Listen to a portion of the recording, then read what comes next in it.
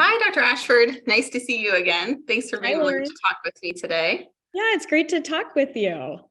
I'm getting really excited for the conference, but I have a lot of questions I'm hoping that you can answer. I'm feeling pretty nervous and wondering all types of things. So I think that's great. And I'm excited to answer some of these questions. First, I'm going to introduce myself. I'm Allison Ashford. I am a MedPeds hospitalist and the MedPeds program director at the University of Nebraska Medical Center in Omaha. My name is Spaeth. I'm a fourth-year medical student at Ohio University Heritage College of Osteopathic Medicine, the Dublin campus. All right, so the first kind of question I had, this is the first time I'm attending a conference as a medical student, and I thought conferences for physicians were really just for attendings. Is that correct? No, and actually, I think that's one of the coolest things about SHM is that there are sessions just for trainees. There's certainly sessions for physicians that are practicing, which you guys are included to attend as well, but there's also things that are just for medical students and just for residents. One of the things that I think is so cool is being able to be a part of a session that is just about you. I think that's exciting too. It's nice to have the opportunity to attend both. Would your advice change to a medical student versus a resident attending the conference if it's their first time? Yeah, a little bit. I think one of the biggest things about going to a conference is that it is a time to see people in person. And I feel like since the pandemic, everything has been virtual and it's been really hard to get an actual sense of people and places and programs and specialties. I think for a medical student going to a conference, they might see a specialty that they hadn't really considered beforehand, and they might see the actual people practicing in that specialty. And those are often the intangibles that I don't think you can get on video conferencing like Zoom and WebEx and stuff like that. But similarly, I think a resident could go also for networking and to see people in person. But, a resident's next step in their career is their career. And it could be really helpful to be able to network with people in person at places that maybe they hadn't ever considered for job opportunities, and to just be able to see people in action and also to show themselves to people in action. So I think it's a really critical thing for both groups of people to see in action, but with a little bit of a different objective for both populations. Great. That definitely makes me encouraged to want to come back as a resident also, just to, kind of have a different lens of how I'm attacking the conference versus as a medical student, kind of going for enjoyment and learning opportunities and not having to worry about the next step because I would have just matched. So I'm excited about that. So my first couple of questions about kind of, the schedule. I looked at the schedule online. There looks like so many different sessions that would be awesome to attend. Are there some that you think that would be best for me? Yeah, I think that when you're looking at the schedule, I'm the kind of person that has to look in advance, and I like to plan my day out and, really think about where I'm going to spend my time. But you don't necessarily have to, and you might hear from word of mouth, but from people, certain sessions that have repeated themselves in past years or certain tracks that have repeated themselves that might be things that you find interesting. Oftentimes when I'm going through a conference, I do just globally look at the whole schedule at first, but I think for students and residents, I think it'd be most helpful to look down the early career track pathway first and see if there's anything there that strikes your interest. If you're somebody that plans things, you can circle them in your book, print things out, or there's going to be an app this year that we can use to plan our schedules where you can select which topics and which workshops are interesting to you, and it kind of auto builds your own schedule. That sounds great. But yeah, it's going to be awesome. I think I just like a little bit of everything. I like to go to hands-on things. I like to go to things that are about medical knowledge and DEI efforts and medical education. And I definitely encourage that for you guys too, but I'd probably start with the early career track and then build the rest of your schedule out from there. Okay, great. As far as taking notes, do you find that you bring like a pad of paper with you, or do you like to use your iPad? Or I guess to take the learning part, how do you take that away, or how do you take that back? That's super interesting. And I've done it in all different ways, including I've gone to conferences and told myself, just go and enjoy it. Okay. And I think that's really individual and up to the conference goer in person. Some people are going to write, they'll bring like a pad of paper, and some people are going to bring their tablets, others have their computers, and some just write in the document that we get when we check in for the conference. I'm somebody that likes to use a paper and a pen. And so I'll be there with my lined paper and taking notes as able, because oftentimes I get so inspired when I go to a conference that it's really overwhelming to get all of this content and try to remember it for later. So I'll be there with my paper and pen. Perfect.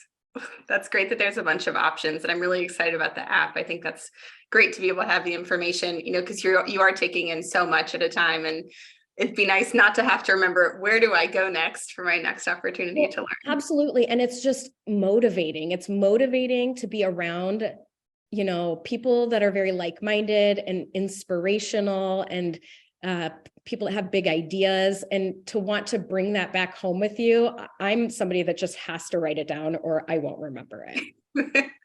Great. A couple things, I know since we're talking about, meeting a bunch of different people and hearing great ideas, one of the things that I was interested in, it sounds like the keynote, is it maybe a pretty important thing for everybody to go to, is that something that I should think about going to also? I think that's totally up to you. I would suggest doing it because I think that it will be a really good way to start your conferencing. Okay. The cool thing about the keynote at SHM is it's not happening at the same time as something else. So if you go to the keynote, you're not missing out on anything else. It's a really good way to start the conference.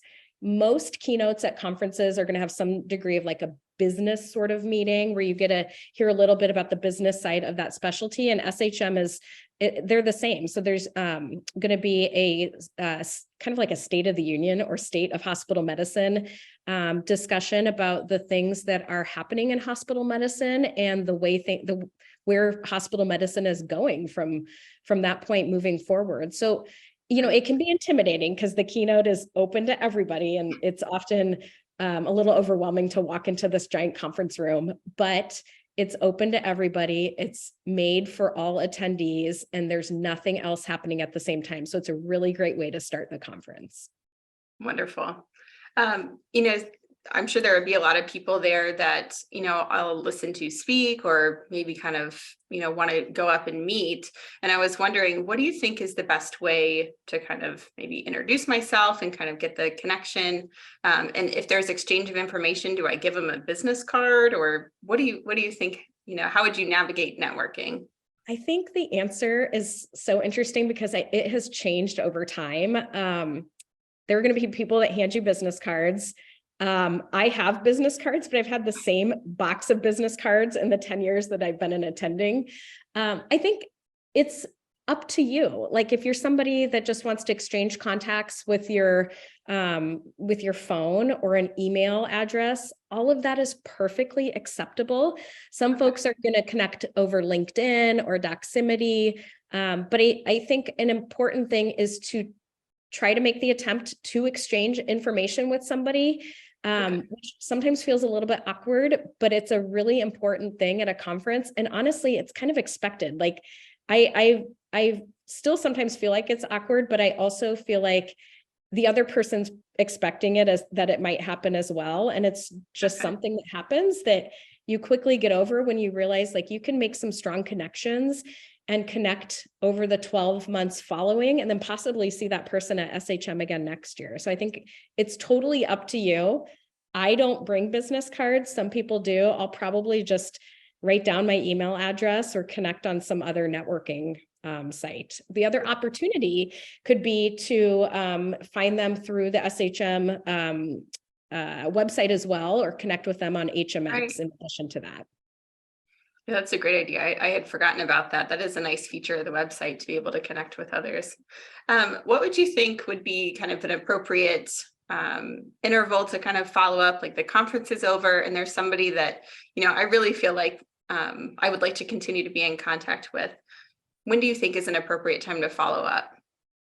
That's a good question. I would say probably a week or two later. I think any longer than that, and you kind of come home from this high of the conference and you get back into work. And I would be worried that myself personally, I would lose the motivation to contact them. But then on the receiving end, everybody's kind of blending together, that I think give it a couple of days or a week or so, and then reach out and, thank them for spending time with you and chatting, and seeing if they'd be willing to set up some times over the next 12 months to just chat about careers or education or whatever, mentoring questions you might have.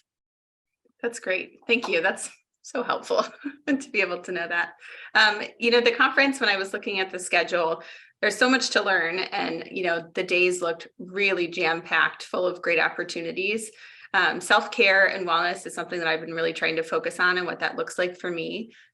What are some tips that you would advise trainees to kind of practice, wellness while they're at the conference? Absolutely. So I agree. I think when I look at the schedules, sometimes it's busier than like a work day, and I can't figure out when I'm supposed to fit in sleeping. When I started going to conferences, I thought the expectation was to just be going from like 7 a.m. to 8 p.m. But then you get exhausted and you're just not, you're not productive at a conference at that point. So what I try to do is carve out at least an hour to run. I'm a runner. And so I like to take an hour during the day to go run through the city by the hotel to see some sights. I've also, there's going to be a lot of evening activities and evening dinners, which, people are going to be welcome to join or to find a group of people and see if they want to go see the sights. But it kind of depends on what sort of person you are. If you need your alone time just to sit in your hotel room and eat room service, do it. Just make sure you give yourself the grace to spend the time outside of conference activities, either hanging out with your new friends or hanging out with your old friends, or exercising, or, seeing the sights around town. I think when you go to a conference, half the fun is usually seeing a city that you've never been to before. Right. One year at SHM, I actually took a food tour on an evening that I had off, and I went by myself. And it was a riot. I just went on a website, signed myself up, went to a restaurant, met some other random people, and ate the local food for a couple of hours. And then that sounds great. It was super fun. I felt like I had a really good sense of the locals and the atmosphere. And it was early in the conference. And so I felt like I had time to see what the city was like. So I think it's really important both for yourself, but also for just your experiences, to spend some time doing what you need to do, but also spending time in the city or town so you can see what the area is like. Okay. That's great. Yeah. I'm encouraged to hear that you did something by yourself, because I feel like sometimes that's hard to kind of get yourself out there and say, all right, we're going to do this, and just be open-minded for a good time. So I'm excited. Yeah, and sometimes I think you can feel pulled, or like the expectation is that you're supposed to do all of this, but nothing is mandatory at a conference. It is entirely up to you. And so give yourself the grace to do things non-conference related so that you have some downtime as well to enjoy things. Okay. Thank you. That's helpful. The next thing I wanted to talk about, I'm not presenting at this conference, but some of my friends are coming to present, and I know others that are excited to present. Can you kind of talk about maybe some of the expectations and etiquette of, how to kind of navigate the poster session, especially if you're not presenting? Yeah. So I think that's the big first thing is it depends on which side you're on. So if you're a poster presenter, you're going to be standing in front of your poster, entertaining questions, comments, ideas. Some people are the kind of presenter that they're going to wait for people to ask questions or make content comments, whereas other people are going to have, somebody's going to walk by their poster and the presenter is just going to start talking about the case abstract or their QI project or whatever. So there's no wrong way to present your poster, but I do think it's helpful as a presenter to be around your poster so that people see you and can ask questions if they have them. But on the other side of it, as sort of the audience member, it's up to you. If you want to walk through all of them, great. And, it's overwhelming sometimes to walk through the number of posters that are out there. You don't necessarily need to ask any questions of the person presenting. I try to, just because I think it's important to be able to engage the person on the work that they're presenting, because they are, they put in this work to share something with the community that they're presenting for. So oftentimes when you're at a conference, you might get a publication of all of the presenters and the topic. And sometimes I go through that to try to figure out which ones I really want to spend time at, because it can be overwhelming to walk through a whole hall of dozens, if not hundreds of posters. Yeah. And it's another way to network. And it can sometimes feel a little weird when you're not even sure what the person is talking about in their poster, but that's exactly why you should engage the presenter, so that they can share their data or findings or case report with you, and so that you can take something away. So I use it both as a learning opportunity and a way to socialize.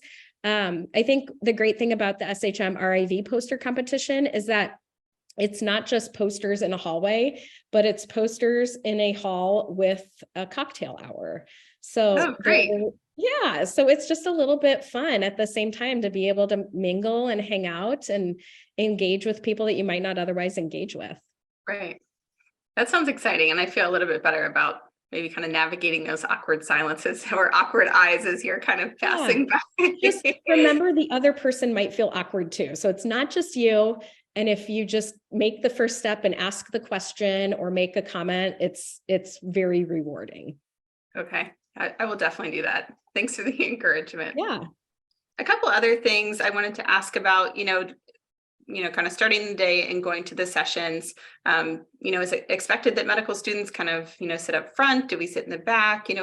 What's kind of the vibe? You do you. It is entirely up to you. I think going to any talk is a social experiment of it always feels from back to front. But there's only so much back of the room. So do what you want. If you're somebody that pays more attention when you're sitting close, great. There will be other people up there with you. So you don't need to feel like you're going to be the only person there. There's no correct place for the medical student to sit. But I do think it's important to know that some of the sessions you go to might be workshops, or they might have the session in little tables. So you pick the table. Don't worry about like people saving seats or this table's for this institution. Just pick a table and sit there and meet who's, next to you or at your table, and just be prepared that the setup might be different in different sessions. Okay. The other thing I wanted to ask about, once the day kind of winds down, and we talked a little bit about, kind of fitting wellness in, and doing exercise or going out in the town. As far as the evenings go, is there a way to kind of connect with other people to find out what's going on in the evening, or what do you think I should do? Yeah, I think that depends too. So if you're going with other people, certainly evenings can be open to whatever socializing you guys want to do. Some groups are going to have cocktail hours or dinners arranged that, depending on if you're, involved in those groups or not, you could get invited to. But it's also a really good time, again, to just go see the town and enjoy the city and spend some time, doing non-conference related things. That sounds good. I'm looking forward to that extra time too, just to be away from your kind of daily schedule and have some time to yourself. I'm excited. And what fun place to be, but Austin, Texas, to spend our evening, right? Right. There's great food from my understanding. Other things, as far as kind of packing, obviously bringing note-taking stuff, what do I wear to a conference? Is it something I should be wearing like a full suit, like professional dress, or business casual, or what do you think would be appropriate? First of all, you can leave your white coat at home. Thank you for reading my mind. Yes. I would say business casual. I don't think that sitting in a suit all day is expected or comfortable.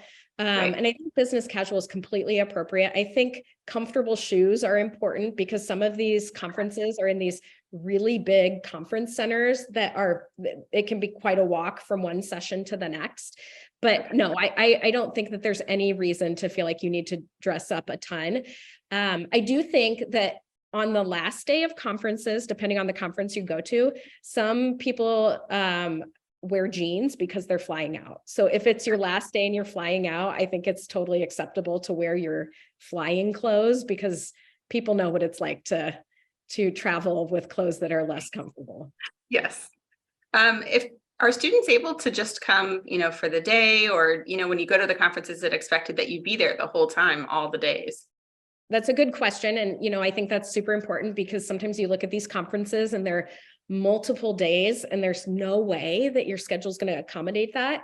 And remember, all of this is totally up to you. None of it is mandatory. So if there is a day that you want to go to, or you're presenting and you can only make it to that presentation, that's fine. I think some conference is better than no conference. Okay. I like that motto. I think that's good. We talked a little bit about, exploring the city and the venue. Is there anything else that I missed of, things to consider when you first get there, or the last thing to do before you leave? Do you say bye to anybody at the conference? Is there any kind of like formal, we'll see you next year kind of thing, or how does it all wrap up? It depends. I think usually when I go to a conference, there's a couple of people that I find myself either we're just coincidentally always going to the same sessions, or I met you last year, or it's people that come from my same institution. And I think making sure that you close the loop on a way to communicate between conferences is super important. But beyond that, no, I don't think there's like really any firm expectation of what you should or shouldn't do at the end. I think just a nice goodbye and figure out a way that you guys are going to keep in touch is important and meaningful. Okay, excellent. Well, I think that wraps up all of my questions. Thank you for kind of walking me through the kind of sometimes awkward questions to ask and how to kind of make a really good schedule and feel like you're getting the most out of the conference while also taking care of yourself and connecting and making new friendships. So this has been really helpful. Thank you. Yeah. And Lauren, I want to make sure that there's a couple of things that you keep on your radar for the conference. We talked about the early career track, which again is focused on residents and early career physicians and medical students. But there's also a couple of other things I think you might find helpful as well. So there's going to be a luncheon on Monday for the residents and students that are coming to SHM. And this is going to be a really cool opportunity to be able to mingle and network with each other, but also with members of SHM that are out in practice right now. So that's something that I would put on your schedule because I think that's going to be a really unique opportunity. It's not structured or formal. There's going to be organic conversation, and then there'll also be some questions that the attendings might just strike up conversation with. So it's going to be a really cool opportunity for you guys. There's also going to be, it's going to be awesome. There's also going to be a resident and student special interest forum for you to attend if that's something you're interested in. We talked about the RIV poster competition with the cocktail hour as well. And then one workshop in particular that I think you should keep your eye on is one on mastering the interview, including some skills to develop. And this is going to be targeted towards residents, students, and also young faculty. And honestly, in the day and age of virtual interviews, I think that this is going to be really critical and helpful for people because this is a skill set that's in, it's in its infancy, but it's the way of the future. So I think that'll be something really cool for you to see too. I'll definitely attend that. I have a feeling that interviews are only just beginning at this point. So I'm excited to have, a place that's, supportive of, our career and how it's kind of morphing as we go along our journey. I'm excited about that. So great. Well, thanks again. Yeah, thank you. Okay. See ya. Bye.